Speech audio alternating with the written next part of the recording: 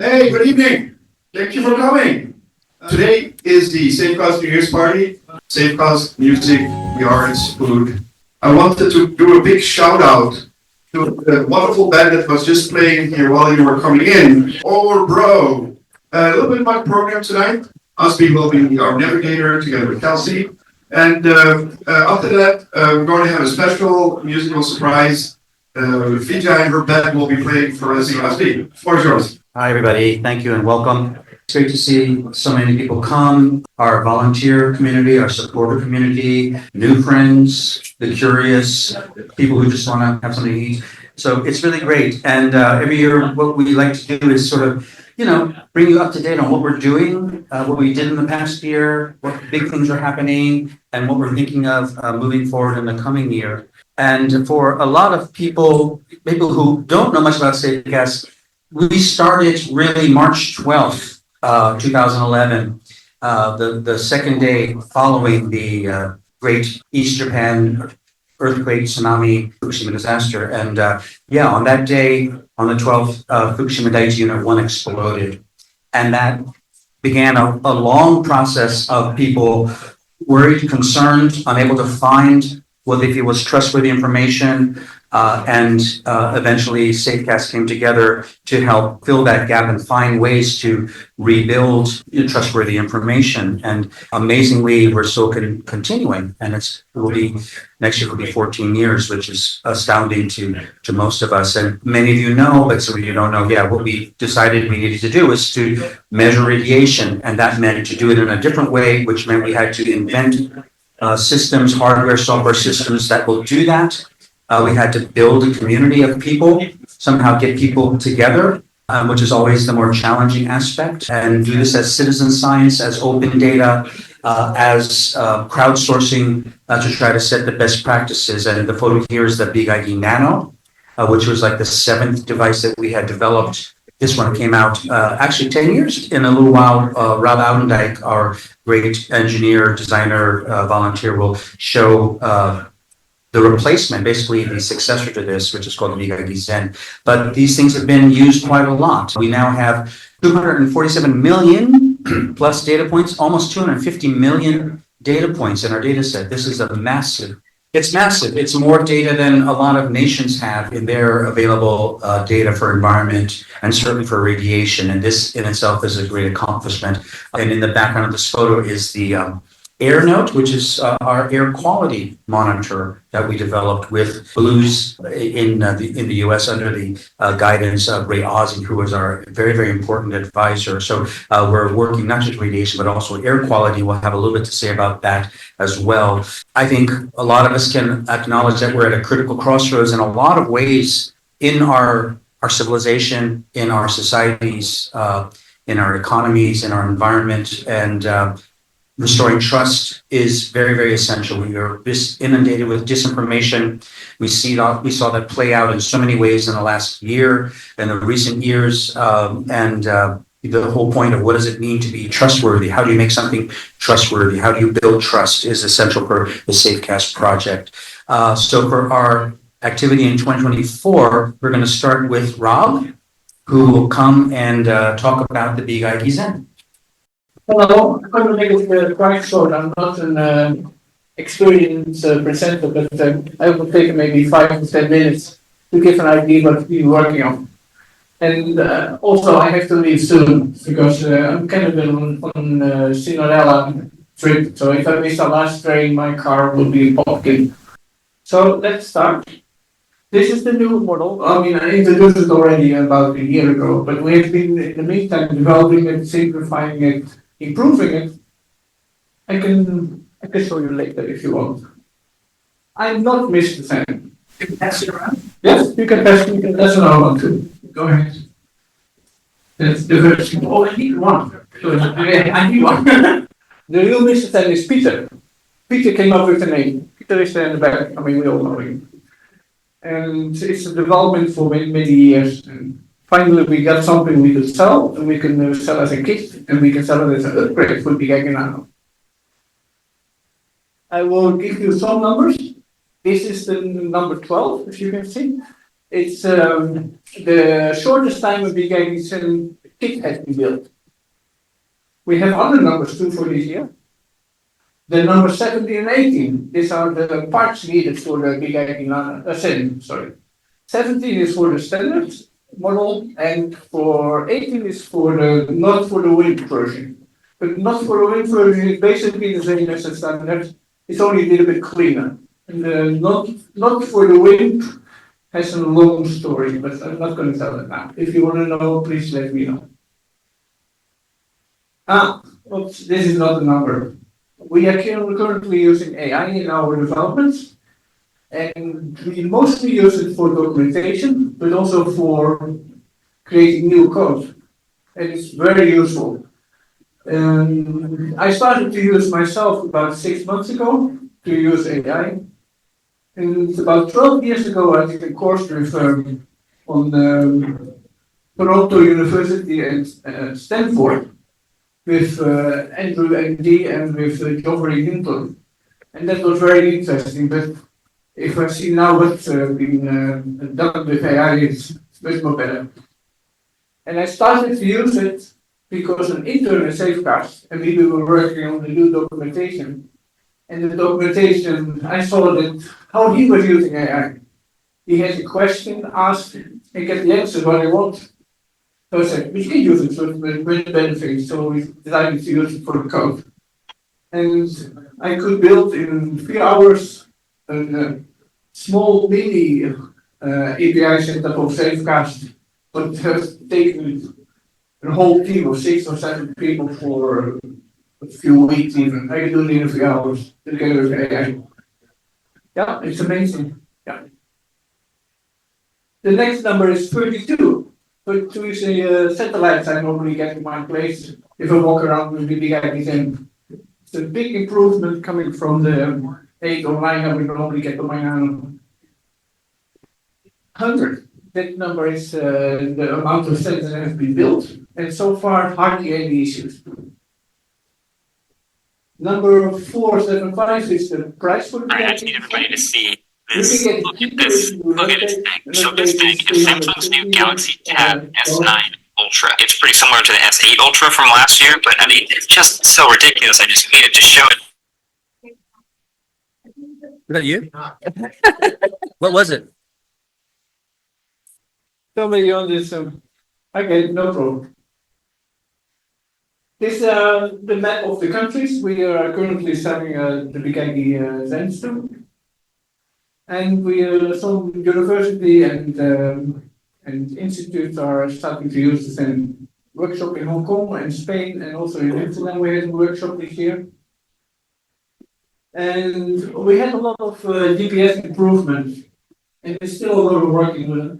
I'd like to show you some details, but I heard there is no laser pointer here, so I came up with another idea. I have a cat, and normally I have something like this with me, but it needs a battery. I can take the battery out of the big accent. It's deadly simple. You hook it up. Oh, you cannot see it here. Oh, laser pointer, the idea is there. Anyway, the air, I can better walk to it. Maybe you can use your hand. Yeah, be careful. For example, this area, I went into a building, and there's basically it's a BKG Nano and a BKG Zen together. At the same trip, the Nano goes off here, a lot of reflections. The Zen also goes off. It's not perfectly yet, but it's nearly there. And you can see the difference in that. The quality, the accuracy is much better. We also built a gateway because I couldn't see the data anymore, because that's a long story too. The data, you couldn't see the real-time data so easily. So I built a simple gateway and we can see the data now in real time. Also the BKG Zen, if you scan the code, you can see the real-time data. We also made a cradle for it. That's a 3D printed cradle. You can charge it wireless, so you don't have to open the case anymore. You can just drop it in. We also printed a 3D cover. I don't know if people remember that you have to with nail polish to glue the grid on the tube. And so now it's just a snap-on. With all these modifications and simplifications, it's you can say we cannot have the cake and eat it, but with Zen weekend. And this was my small report. I go back to Nara, and you will be gone by the time I go do my thank yous. I wanted to give a special round of applause for Rob. It's amazing work they've been doing. And for those of you who don't know, It's not only me, it's the whole team. yeah, of course, it's a teamwork. And I was going to say that next has been a lot of people he has been able to connect to work on this over the last year. And the kind of division of the Zen was to build a system that was easy to build for people, but yet something that you can have a build experience, which I think we have achieved wonderfully. A lot of people already have got their Zen, built their Zen, and data is coming in. That's very exciting. But I think your energy and all the things that we're working on last year are being exceptional. And it also shows in the device we have, and also the tremendous amount of interest. If you don't have a Zen yet, get a Zen. So, and one more time, Rob, thank you so much for all your support. Yeah, thank you, Rob.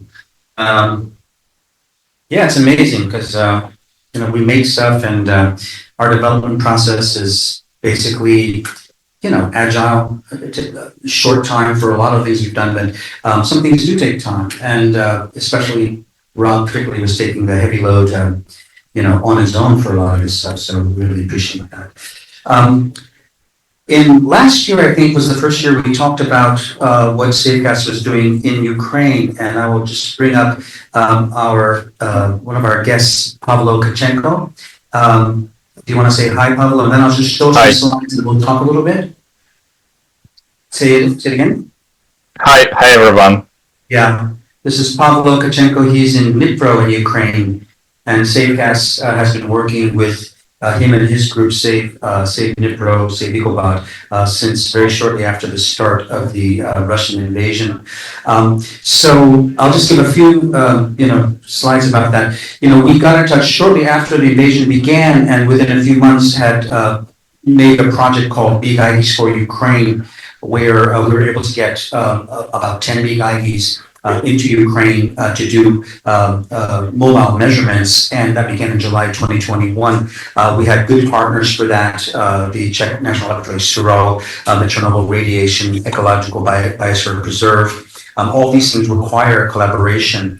And basically what we thought was really important and crucial about Save Ecobat, Save Dnipro as a partner was that they had been aggregating data, and they were the only ones who had the data from Chernobyl after the war started, where all of the official sensors went offline. And it points to these sort of ongoing vulnerabilities of official sensor systems and the importance of independent sources of information, not necessarily to challenge these official data points, but actually as a backup, as a supplement. And we'll talk a little bit more about how the reception of our project has changed among certain aspects of, official agencies, etc.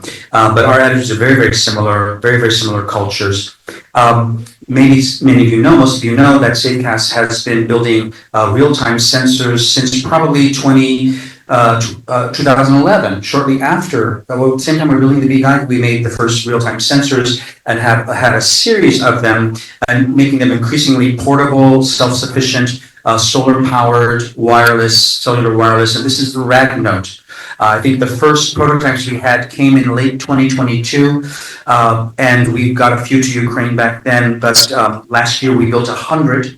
Actually, it was Blues in the US under the direction of Ray Ozzie, our advisor. They built 100 specifically for Ukraine, and we were able to deploy them last year. Before that, I made a trip in September 2023, met with Pavlo and his team in person, went to Chernobyl, went to other places, and tested these systems and sort of checked. It was a reality check to see that we could actually do this kind of larger deployment. And this year in May, 4-person team. It include Ray Ozzie, who's on the far right here, the CEO of Blues and our Safecast advisor, and Neil Ozzie, his son, who's the project manager for the RagNote. Then I'm there in the center, I'm the lead researcher, and then Joe Moras, who's our lead engineer. The 4 of us went, and this is us being met at the station in Kyiv by Pavlo when we arrived in May. We had a very productive time, a short period of time in country. We got a lot of assistance from places you might not expect, like Kyiv city government made these cherry pickers and these crews available to us to install sensors in Kyiv. So in one morning, Before lunchtime, we installed 3 in different public locations in Kyiv on one day. We were able to spend time in Chernobyl and persuade the official, very, very rigid officials in Chernobyl to allow us to install sensors there as well. We installed 2 sensors in Chernobyl during that trip, and now there's several more. This is our team again in Chernobyl. The Radnov is up there on the pole. We went to Lviv in western Ukraine, where we have very, very good support from the regional government, particularly their digital, I guess it's digital innovation initiative. I think Pavlo can correct me. And we installed Yes. 2 again in one day there. And this has been continuing. Basically, Pavlo and his people are there in Ukraine. We now have 40 or just about 40 installed throughout the nation in critical places. This means near nuclear installations, as well as population centers, as well as other places of interest, border zones, etc. And we're continuing. We have a full deployment plan to deploy over 100 sensors, and we are moving forward with that. And again, we just can't overstress that the logistics for this are really, really difficult. We'll talk a little bit about that with Pavlo in a minute. And it also requires partnering. Being very open to partnering with different kinds of organizations and people. So I'd like to conclude this part by saying, it's because we had so much experience, over 10 years experience in Fukushima and other places that are disaster zones with very similar constraints, both political, legal, environmental, safety-wise, etc. That is what allowed us to have the confidence that we could do this kind of ambitious project. So I'm going to bring Pavlo back. Let me see if I can spread this out. And how are you doing, Pavlo, today? What's happening in Dnipro? Hi, SB. Thanks for inviting. Thanks everybody to come. In Dnipro, it's foggy. It's like the outside is it's just everything white. We have ongoing air alert because of some ballistic missiles threat. So it's typical scenario here that you just sit work and alert coming that maybe a missile or kamikaze drone is coming. We just continue our work, and as it's like a daily routine. Remember when you were here with the team in May, it was the same. Like, okay, just skip, no direct threat. So we continue to work with Safecast. We already can say that we are part of Safecast, as our mission of Save Dnipro and Save Ikabod this a lot of same things as Safecast, and we continue search partners, we continue searching for logistics, how to deliver equipment from the US to Ukraine, as that's one of the bottleneck right now for us.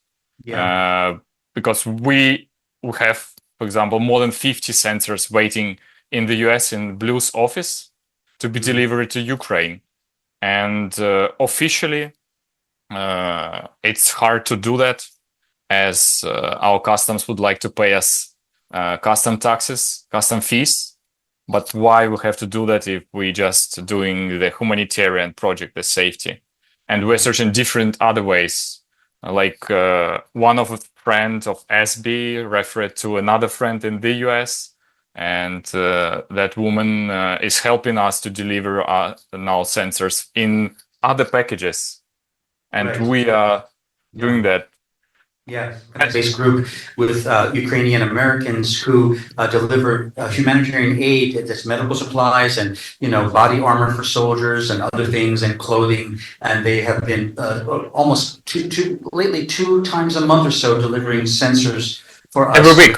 Packages. Very, very reliable, but it's little by little, and we have offer from someone to use diplomatic pouch for delivery, but we have to try that out, see how long it takes, what are the other issues for that. But the main thing is it's very difficult to get these things into the country, even though they're humanitarian aid, and that's kind of frustrating for us. And another one problem, it's no longer a problem right now. Remember, like few years ago when we're starting searching sensors, it was a challenge where to deploy them. We were just searching random locations, but now we have already like the possible locations where we would like to install across whole country, and Yeah. we need partners on local or regional level to install in exact location.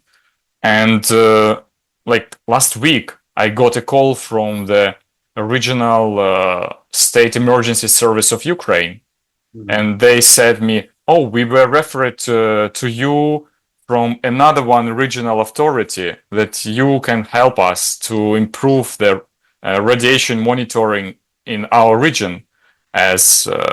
And I said, "Yeah, of course we can do that. Just when we will get sensors, we will give you so these locations we need." They said we can install in any city of our region. Yeah. So that's It's such a big change from the beginning when they're so skeptical. exactly. Who are these guys and why should we even talk to you? And now they're coming to you or to us. And how we can trust you? Can we trust your equipment? But Yeah. from now, when we have already 40 sensors and a partnership with other regions, with authorities, I think it's like a breaking time when we are searching, but they are coming. Now it's trying to decide who, of all the people who now want to have a sensor in their area, have a rad node, then to Yeah, decide and that's what is the most important for us, and then to get the sensors in the country, to get them in their hands. This is yeah, but also important to install, because every sensor to install, we have to prepare mount brackets. We have to place stickers for every location. Right. We have to test the sensor. Then we have to ship it, control every single location, like teach. If it's different person installing a sensor, I have to contact every single time. Right. But when it's a regional partner, we just can ship in a batch, like 5 or 7 if it's what amount required for the region. Teach one person, and that person will control all other locations. Often, yeah, they're And- taking responsibility as their own project. That's really Exactly. Plus, sometimes, like remember SB, in the beginning we were like skeptical about partnering with authorities. Yeah, Like, no, we don't want that. But now we got exact authorities who responsible for the radiation safety and civil protection on the regional level, and they would like to do that. So that's amazing partnership, and It's we a are big- helping. Yeah. And we are helping country, as it's hard to find equipment so like autonomous, because for example of scheduled blackouts because of attacks of Russians on energy system, and our equipment works completely independent from energy and data transfer protocol, Yeah. and so Yeah, that's something great. I didn't have a slide for today, but we follow this very closely because of blackouts, because of attacks on the energy system in Ukraine. Often the official sensors go offline. This is shocking, and our sensors stay up, and this is very crucial that ours are so survivable and so independent. And I think this is being recognized by officials as well, who they spend vast quantities of money, millions of dollars to have people build these sensor systems for them, and ours is much less expensive and in many ways much more reliable. So this is a big lesson for a lot of people. Or on the last one, remember, I think everybody, the Kursk nuclear power plant, when Kursk, Ukrainian Russia. armed forces started offensive in the direction of Kursk nuclear power plant in Kursk region. They were concerned that we as Ukrainians can attack nuclear power plant, but we are not crazy as Russians. So, but still people were afraid about the radiation, that Russians are uncontrolled and they can do whatever they want. And we found local citizens in the region, in Sumy region, which is next to Kursk. Border from Kursk in Ukraine. It's just 70 kilometers from nuclear power plant. And we deployed sensors, and they're working there. So, or like in Zaporizhia, in front of Zaporizhia nuclear power plant, one of our local friend there, she installed sensor which we sent her, one red node, and she said now it's much quiet for us, for our local community, that we have public sensor, independent, not from the government. And it works like 24/7. and she sent me a huge thanks that we helped their community. Yeah. So that's the best and the key point. Yeah. It's a lesson about trust and letting people do it themselves, have their own system that they can monitor, they can use, they can install, and that builds a lot of trust. So anyway, any last thing on your mind lately, before we go to the next session? Pavel and I talk, well, maybe not every day, but a couple times a week usually. We're in touch, chatting by text a lot, and so I follow with him a lot, but we're dealing with a lot of issues. So anything else you want to bring to people's attention, like some needs or something you need? What we need? Okay, we need somebody to help us fix the Safecast map. True. The legacy version, which is great, but we need that as we use big IGES and we need the data. Okay. Yeah. Excellent. And then also assistance, support, etc. for shipping and whatnot. Pavel, I didn't send you the stickers, did I? So we made some stickers to use for fundraising, everybody, and we have online. You basically make a donation and you get stickers. And this set of 8 stickers designed basically by me. It's like for an Ichiman yen, 10,000 yen donation. I should send some to Pavlo because he's very, very good with stickers. We also have some larger ones, kind of a prototype, which I think everyone tells me they're too big. Basically you want to, when it's a blackout, you cover your window with these for safety. I think one more thing, which I would like to, a last thing. Remember when last year you came to Ukraine, you brought inspectors, portable dosimeters. I would like to thank to everybody who donated them to SB, so SB gave them to us. They didn't donate to me, they donated to Safecast. Yes, sorry. They donated to you as a representative of Safecast. Yeah. And we were planning to use them as portable dosimeters, but we found one more thing how to use them. Some red notes failed with the sensor inside. We had some failures of the sensor tube. Exactly. So we cannibalize it. Unfortunately, it's like it's a bet, but it's great for cannibalizing. And Rob is sitting right across from me, and he just sent a box of about 20 inspectors that he took the tubes from to put in the big ID sends. So yes, this is so that's it's like great. Yeah, and so Medcom. Yeah. Okay, but, great. Thank you. Anyway, great to talk to you. I'm sure we'll be in touch again very soon about our next ideas for shipping, etc. So I think, thanks, Pablo, and take care. Stay safe. Everybody, really, like I said, I talk to him pretty much every day, and there's incredible attacks and everything almost every day. So they're dealing with a very terrible situation. So now we go to Kelsey, who will talk about education and outreach.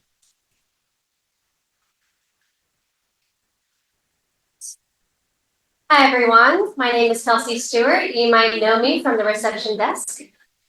Maybe you saw me when you were walking in. I'm also the Director of Education Outreach here at Safecast. As you probably know, all of us are volunteers. We also have day jobs. I'm also the Executive of Sustainability here at Loftwork and Chief Community Officer at Fab Cafe. It's very nice to see you all here today.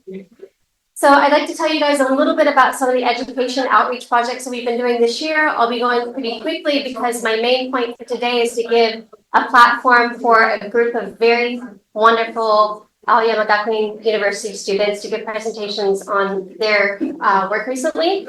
So Safecast continues to attract international attention from different high schools and universities. For example, we had a field trip with some visiting American students from Seattle Academy back in April. ASB's giving lectures. We're going out and measuring radiation data. We also had a group of students visiting from the Chinese University of Hong Kong. Again, we were giving lectures, doing some design thinking related workshops, going out, measuring radiation.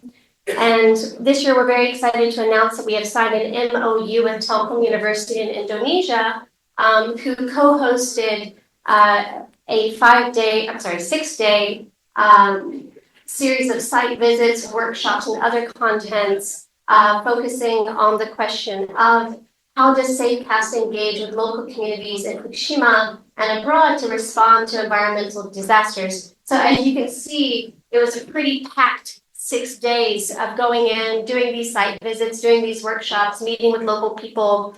And this project could not have been accomplished without our very fantastic longtime volunteer Nondo. Nondo-san is actually on the Zoom with us today. He couldn't join us in person, but hi Nondo. Yes, so this was also a great initiative that was spearheaded with Telkom University. And then, yeah, and of course we're building cave IVs, doing some site visits, visiting a space which is focusing not only on local revitalization, but art and design as well. Other kinds of local site visits. And anyway, so today, as I mentioned previously, my main point for this presentation is to introduce the Aoyama Gakuin University students. So in addition to working at LawFork and Fab Cafe and being volunteer at SafeCast this year, I was very happy to join ASBE as a co-instructor for a class at Aoyama University or Aoyama Gakuin University. The main point of this class is to actually go to Fukushima, measure radiation data, do some site visits, and hear from young people, you know, what does it look like now to think about 311, to think about radiation? What does SafeCast do? You know, how many years has it been now? Like 14 years? 15 years? Yeah. Something like this. So, so in any event, from here, I'd like to pass the baton to the first student presenter who's going to tell us about his insights from the site visits that he did with SafeCast. Toshihiro Kuwashima, if you would like to come up. Please give a warm round of applause. This is your future? This is our future? Yeah. And you have 5 minutes. When it becomes 4 minutes, I'm going to tell you.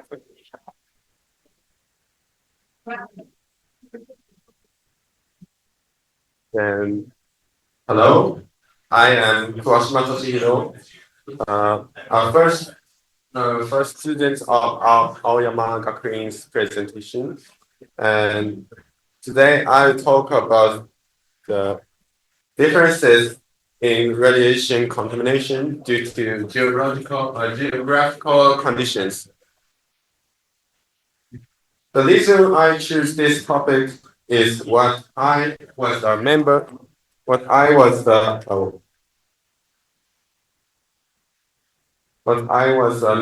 of Meikei High School physics club for 6 years, and I was the member of the physics club, and I measured some data of Ibaraki Prefecture's radiation level, and I noticed the amount of radiation level, but it greatly depends on the factor of altitude and geology. So I choose this topic. And first, I would like to give an overview. The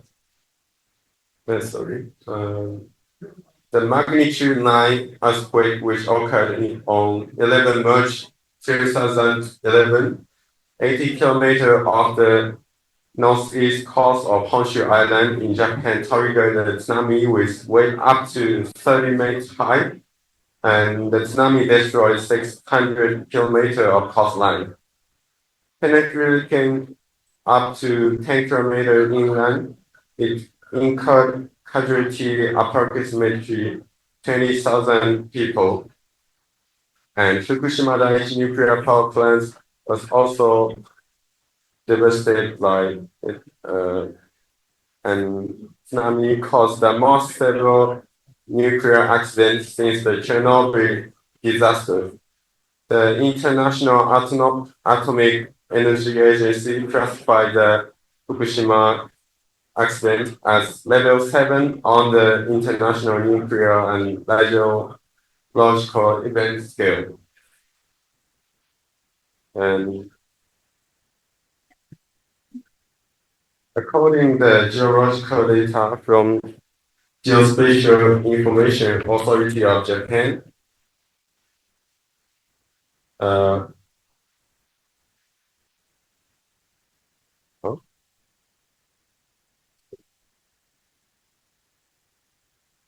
The geology of Itate Bridge, which we visited the village of Fukushima, has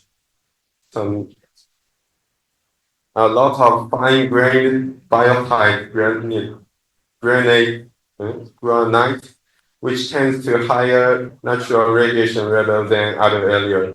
However, the data obtained by BGID shows a similar tendency in the surrounding geology.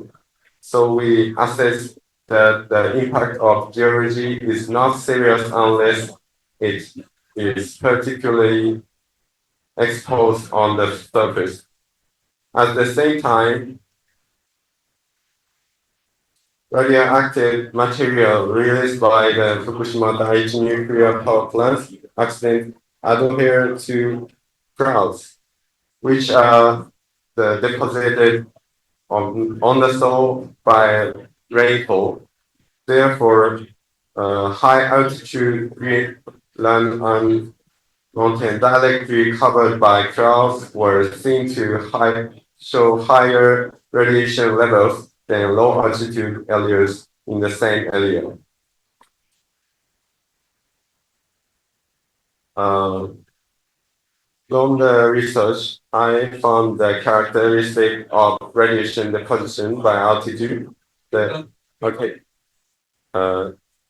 Iwate had the vertical profile of the air that's from regular less high, and West Kosugi, the highest contamination were characteristically distributed in the lower flank of the mountain, and South Fukushima contamination level were enhanced near the summit, and Central Fukushima high air dust rates were limited to the bottom of the basin. And also, northwestern area of Fukushima Daiichi nuclear power plant, the air dust rates were highest at the very bottom and gradually decreased with increased height. And yeah, at first I wondered why I should take the trouble to collect. 10 seconds, okay. I was able to deeply feel the significance of citizen science. Thank you for listening.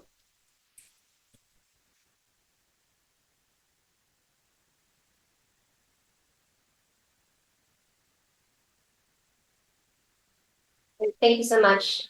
The next student that I would like to bring up is Yuhei Matsumoto. Yuhei?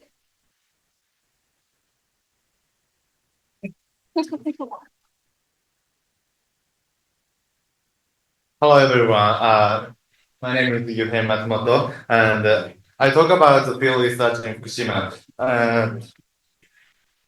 First of all, the picture is about the place affected by disaster. So as you can see in the picture, the top picture is fire station, and below picture is the school. So as you can see in the picture, it is easy to imagine how heavy the disaster was. And secondly, I talk about the places I visited in Fukushima. So as you saw, there was a bad picture of building, but now some buildings are reviewed and they live there, and some university students visit there, and they university students cooperate with the people in Fukushima, and so like to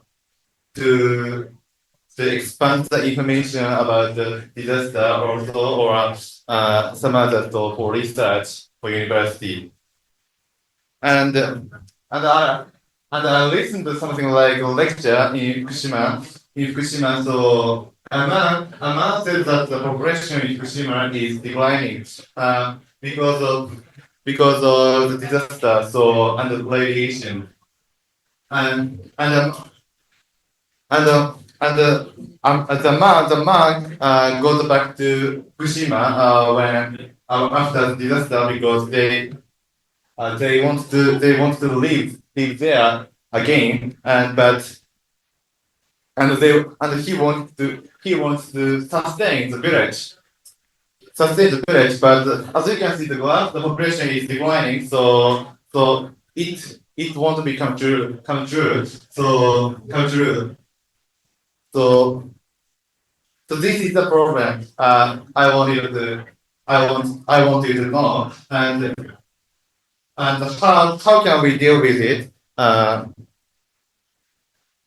My answer is first my answer is close the gap of information about Fukushima. So now we can live there because some places are safe, and so a man said to us there's a gap of information about Fukushima. So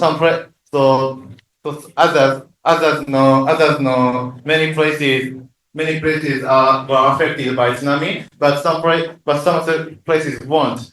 So also general people think people in Fukushima need supplies such as food and drinks or places to live, but they also need mental support. So just casual conversation.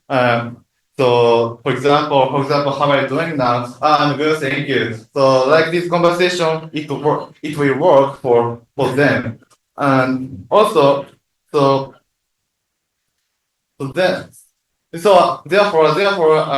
I think we should know how we should behave when disaster occurs to the victims of disaster. Thank you for listening.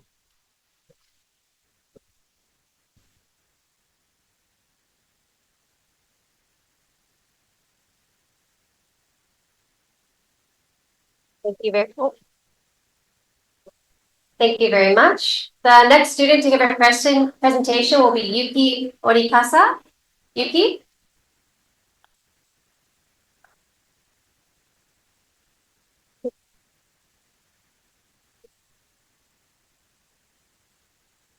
Hi, I'm Yuki Orikasa from AJU, Aomagaku University. Today I'm going to talk about my fieldwork summary. And I think most Toshihiro already talked about everything I need, so I'm gonna skip some points. So wait, right, this is my fieldwork summary, and we went to several places in Fukushima, and we asked local people like how can we like cooperate with residents, and then we went to some museums, and there's a local people named Mr. Isuke, and he answered like I'm sorry, I asked him like how can we do for revitalization, and he answered like there's no more like counter measures, so the only thing we can do is live for yourself. Oh yeah, the picture is, I think Yuhei is already talking about it, but this is a picture of disaster affected elementary school. As you see, this is horrible. This is damaged by tsunami. Yeah, most of the people are curious about radiation.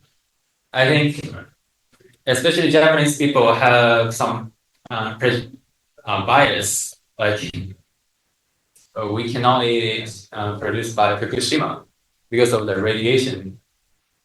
Right, here's the data we collected during the field work trip. As you see, the blue line shows the level of radiation, and this means like there is no longer radiation actually. So we can eat foods made in Fukushima anytime. Yeah, they are all safe. All right. Here's three my recommendations. First one, get rid of your biases. As I said, there's no longer radiation, so you don't have to be afraid of radiation.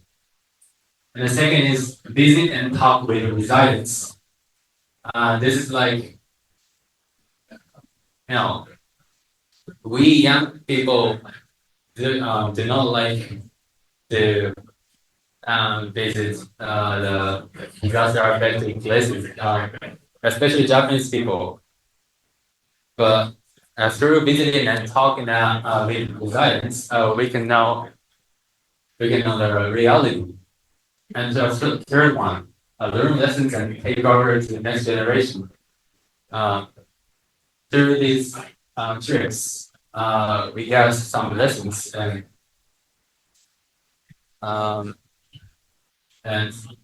for revitalization, we should take over the knowledge to next generations. As long as you talk, as long as you take over the knowledge and tips for like disaster, that would be very, very helpful. Right. It was very short time presentation, but thank you for listening.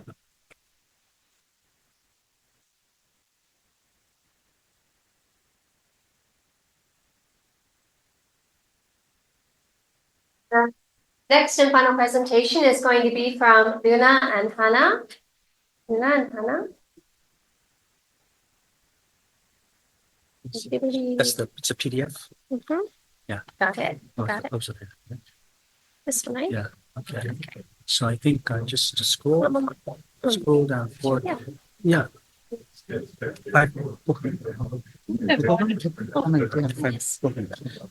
you have two. Yeah. Maximum what? Doctor. Okay. Yeah. で、どれでするの？わかんない。スクロール？あ、こうだ。こっち左側にクリックして、ごめん。何 I want to make it big. Ah, where did it go? I want to make it big. 違う。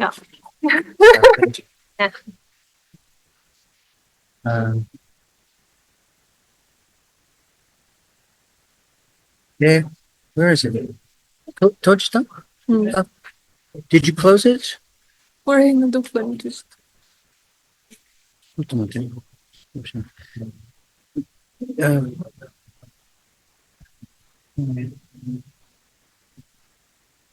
これはなんていう？ purpose? だと思う。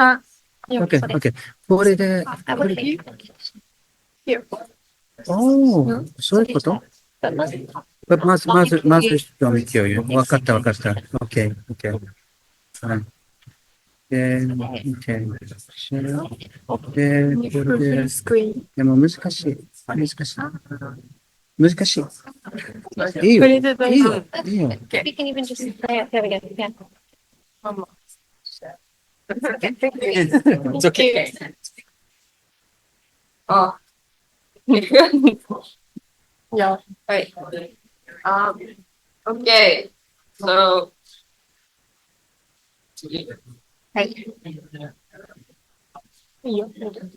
hi everyone.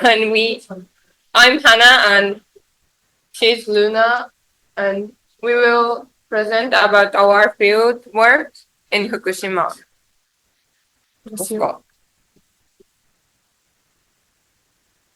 Our purpose of the field work is gain an understanding of the causes and impact of accidents in 2011. And we went 8 places in the field work, like kasetsu temporary housing, and the place left by tsunami. And we went to the fire office, which was damaged by tsunami, and it was so like. We also went to the Iwate Tsunami Memorial Museum, and it was a museum of both tsunami and the disaster by the radiation. And we also went to the Ukedo Elementary School, and it was like elementary school and coast area, so it had so much damage by both tsunami, and the area in Ukedo was like Shikan Konnan Kuiki. It was people living there couldn't back to the area in Ukedo. And we also went to here. Yeah, it is the difficult to return zone, and people couldn't go through this line, because if people go through this line, there's some radiation. So we and the citizen in Fukushima couldn't go there. And we also went to the Oretachi no Denshokan. It is local art museum, citizen-made memorial museum. We also go to the association of the revival, Fukushima Saisei no Kai, and met some local people, and we could hear the story of the Iidate Mura and Jutto Shoko. Yeah. And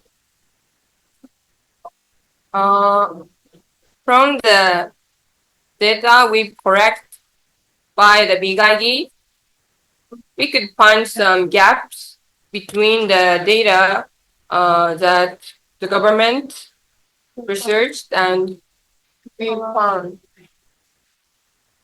We correct. Yeah. And okay. Yeah.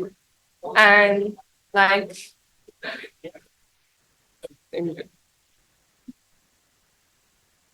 the causes of data is like the data of government is way small than the data collected by Bigagis. And yeah, so we thought that there are potential and Bigagis because like crowdsourced collection of environmental data could be more could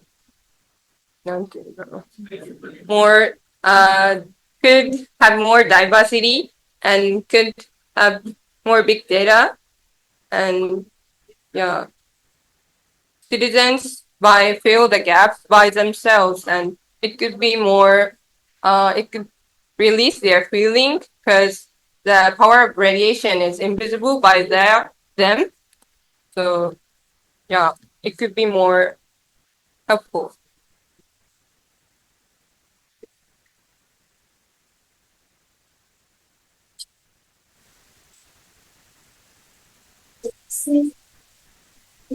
Found that is the importance of visualizing small situation. I was thinking we have to make the situation everyone can see the data and share the data. So that makes not really more influenced by the particular government, like this Fukushima disaster. And two is the significance of correct information by citizens by themselves.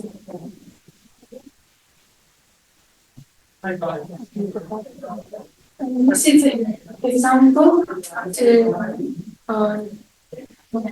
Mediated by. to measure data by sales at the market, local market. Yeah. And this is our policies, and thank you for everyone who support us and to give us such a great opportunity to know the sectors, especially for RGB and LC. Thank you. Thank you. Thank you for listening.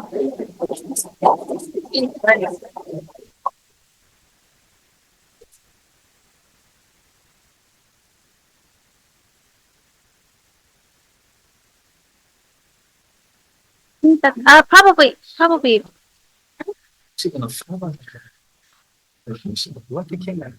Okay.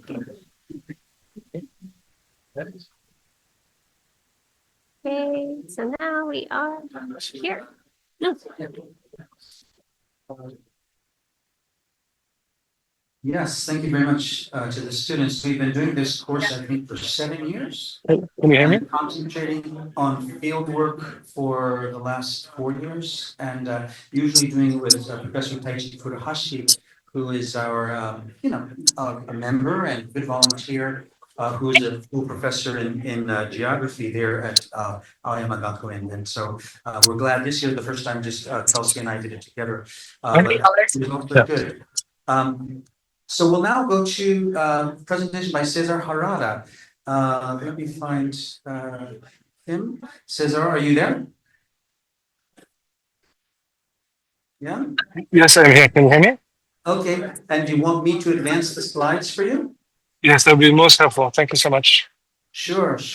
I'm wondering, let me see how I can get the slides to the right size. What are you thinking?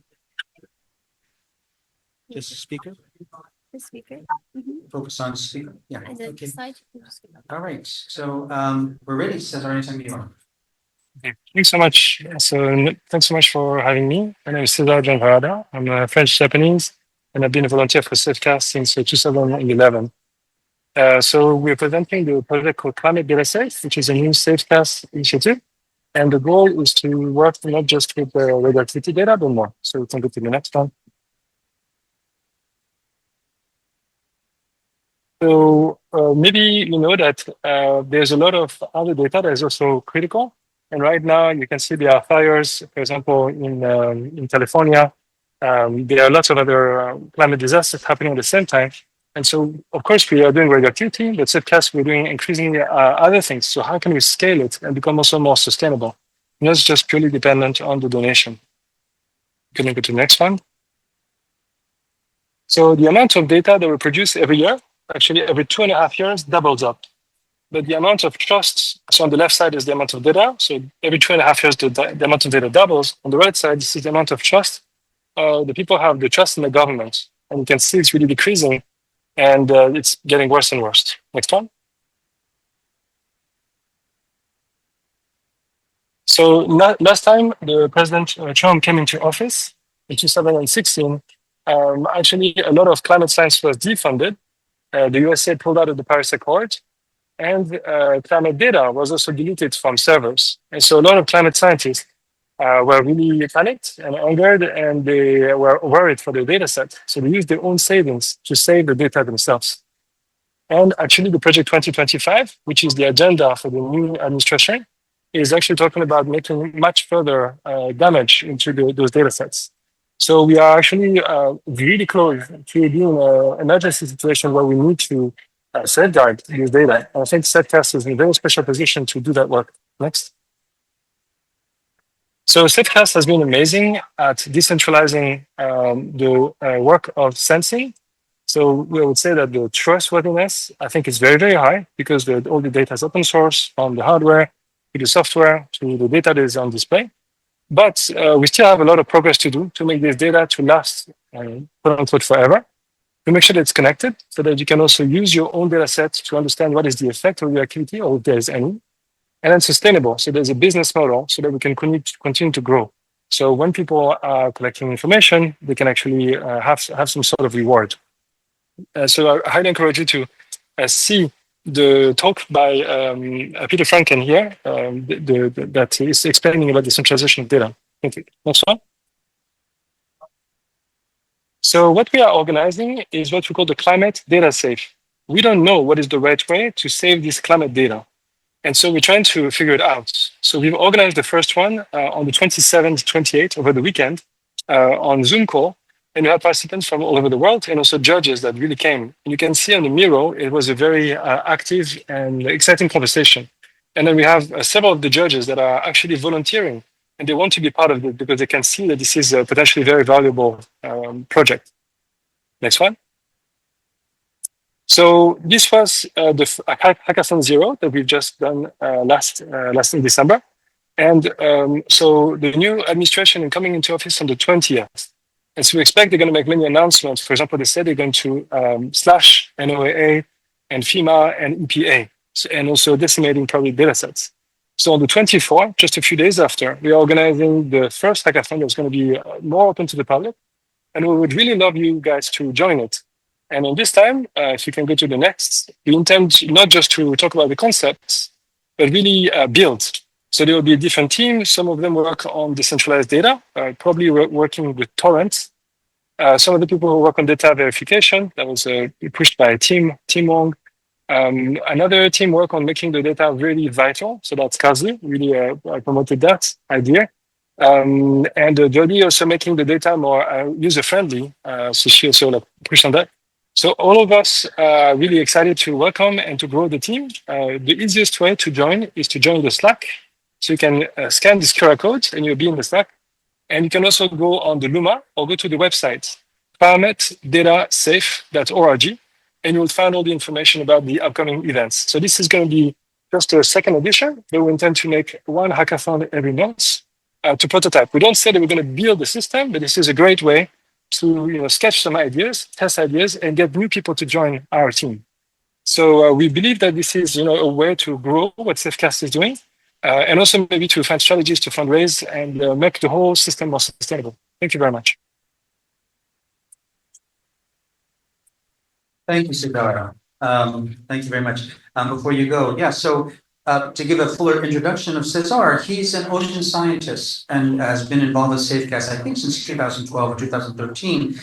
Was based in Hong Kong for a long time, built an important laboratory there, now is in Singapore, doing issues on environmental effects on things like mangrove forests and preservation and other ocean issues. And he is basically spearheading this project, which we think is very, very important and really, as he was mentioning, plays on or makes use of one of our great actual competencies, which is data itself and preservation and sharing of data. So, it's a little bit of a new direction for us in a sense, but it's a bigger vector we think can have a huge impact in the future. And yes, so we're taking action now to safeguard the future. And we hope that many of you may be interested to participate. A lot of good people are already involved, and hope many of you decide to join in.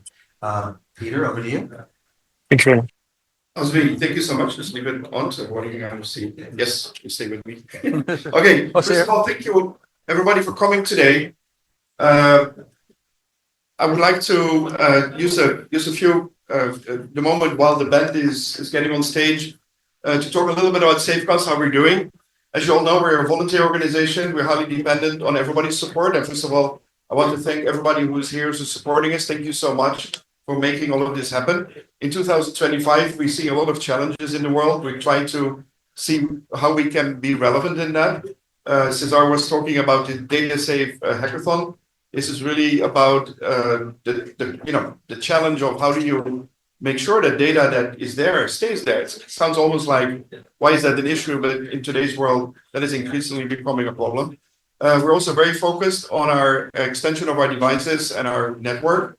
You can see we're working in Ukraine. We're also working on our air quality projects that we want to extend. Another thing that we're working very hard is how do we sustain ourselves? And this is something, if you want to support us, I'd love to invite you to come and work with me to see how can we sustain Safecast for the next 15 to 20 years in one way or another. It's very challenging at the moment to get people together to support a cause like this. I understand that a little bit, but at the same time, I think we need to team up for our basic values in our societies, and that basic value starts with data that we can trust. Increasingly, we find it very hard to believe what we see on TV or on our daily iPhones or whatever device we use. How can we change that? How can we build inherent trust in anything we do? I would like to take the moment to thank a few people that are here, a few people that are online, a few people that are neither here or online. But first of all, I want a big hand of applause for all the students from Aoyama University. You guys are amazing. Aoyama Gakuen. Dayo. Arigatou gozaimasu. And I think they showed really their experience. They all went to Fukushima. They saw what happened, even though it's a long time, many years ago. It still is very much an issue that plays every day, and I was very impressed with all your findings, and I like the idea of put your biases aside. It's a big thing in our society, and when you go there, you will understand. Yeah, what why is this or so? Next, I would like to, of course, thank Pavlo in Ukraine. He's as Asmi was saying, we're working daily to make all of that happen. It's very, very challenging. But we're here to support that and to make that happen. Watanabe-san, imasu? Watanabe-san? I would like to special thank you for Watanabe-san. Here he comes. Watanabe-san, chotto dake. This is Watanabe-san. He is our anchor in Fukushima for the last 14 years. He's also became one of our big friends and supporters. Not only is he from Fukushima, he also works with our key part of our community there, also our younger community and doing things. Just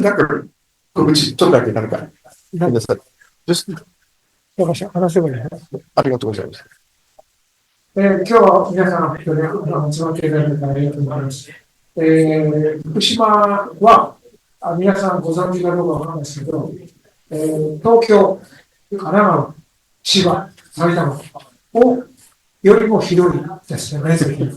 だから、原発が起きたのはイーストエンドの福島なので、なかなかワイドなところまでそこだけ、ご理解いただければと思います。どうもよろしくお願いします。ありがとうございます。Even for people like Watanabe, that we have been able to build a very strong support system in Fukushima. Other person who is here from Fukushima is Larry Richards. I'm not sure if I can see. Is Larry still here? Big shout out to Larry for coming. Not sure if he's here yet still, but he came here. I also want to shout out to Kikuchi-san. I'm sure Kikuchi-san is still here. He's been supporting us for many, many years with our cause. The person that's not here is Yamadera-san, but he's here through means of sake from Fukushima. So on the drink table, there's 2 bottles that he sent literally, at 4 o'clock. They perfectly came in on time. Give it a try. These are very different types of sake. If you know the traditional one, these are absolutely amazing tasting sake. Yamadera-san is also one of our core supporters in Fukushima. Special shout out to Ray and Neil from Blues. We talked about it last year. We were able to build amazing new sensors with the support of Ray and also deploy them in Ukraine. Special shout out to Joe. Some of you may wonder, where is Joe? Right? So, where's Joe? Right? So Joe is not here. He's in LA and he's been supporting his family there. But I'll take that moment to also have sympathy for all the people in LA. A lot of our friends, family, indirect or direct, are being affected by the massive fires there. We're trying to see how we can help and save costs, but Joe is currently in LA. And he actually measured today. Yeah, actually, so this is hot off the press. Joe today went to a nuclear storage facility, I believe. Well, yeah, in Santa Susana. Joe went to the Santa Susana facility, which 2 years ago suffered a fire. It was basically lots of nuclear waste there, and there was big concerns. We monitored it a couple of years ago, and then he went today again to check to see because the fires are happening near there as well, and also set up a red note sensor there on site. He said, yeah, took 2 hours to get there, but only 10 minutes to put the sensor up. It was really, really a good experience for Joe. So we hope to hear more from him. Right. So if you know Joe, then you know that he will do that. So. But all these things said, you don't know what happens tomorrow in terms of those things. We're there as a volunteer group to react to it, and I'm extremely impressed that we're able to do all these things with our limited means. I also want to have a special shout out to Rob Oudendijk. He had to leave. He had to take the train back, but Rob is a rock in Safeguards. Of course, super special thanks to Kelsey. Kelsey. He does everything. So, you know, she's the amazing, can do anything, but she also supported the entire Oyamagaku group this year and other support activities and reach out. So super hand of applause to Kelsey. And of course, you know, next to me is Azmi, you know, enough said. Azmi has done, you know, is kind of the other rock that we have has been doing amazing things, including going to, you know, Ukraine and doing all these things while, you know, most people will say, "Are you out of your mind?" But yes, Out of your mind. Yes. we did that. Of course, Cesar, who is online, who has been working on the hackathon. It is a new initiative we started only a couple of weeks ago, but we're very much going to focus on how do we sustain data, how do we save data that's out there that is at risk to disappear. And with that, there's Jody right there, middle of our audience. She's working with Cesar. Thank you for coming tonight. Yeah, Jody. Didn't see you come in. Right. And if you don't know Jody, you should always say hi to Jody. And a very quick shout out to Sueno-san in the back. Thank you for helping us tonight, Sueno. Arigatou gozaimasu. Thank you. And then finally, I want to have a little bit of a hand of applause. All the amazing food we had today is being made by Hara Peko. And Hara Peko came here this morning. All the food you had today was cooked here live throughout today, fresh made for you. Big hand of applause for Hara Peko-san. Arigatou gozaimasu. Right. Also, special thanks to the band that was playing here before we started the food part. Arbro-san, everybody, thank you again for coming here. I'm not sure after, you know, later in the evening, if you still want to play a little bit, you know, you're more than welcome. And a little jam session maybe. But all of that said, we're now ready for the band. And I'm super excited to bring a very young, fresh Japanese band to the stage. Every year at Safeguards, as you know, we have the tradition of having a little bit of fun with music. No music, no life is my motto in life. And I want to have a warm hand of applause for Fija and her band. Yay, bring it on.